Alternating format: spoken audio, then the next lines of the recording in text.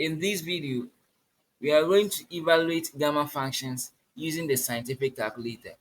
We are to evaluate gamma 11 on 2. And so we are going to use the scientific calculator to evaluate this. Now, per definition, gamma of n is equal to the integral of what?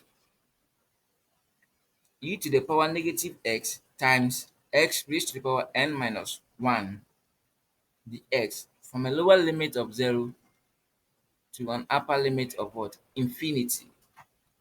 Now, if n is greater than 1, then it converges.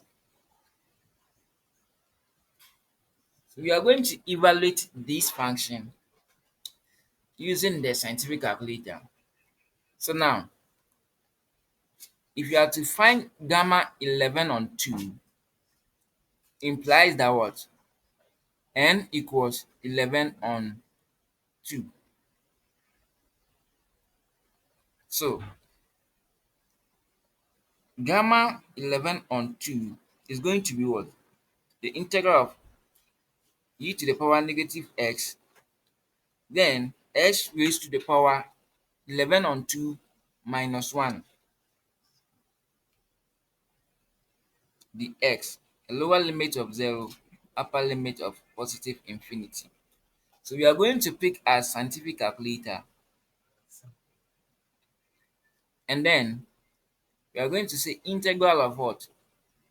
Alpha e to the power negative alpha x times alpha x to the power 11 on 2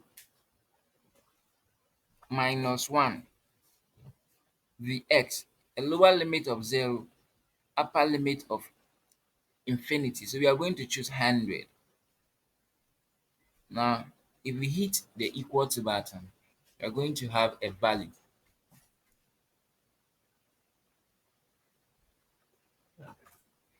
So we are having a value of 52.34. Now, 52.34. Now we are going to find the decimal values of these options. And so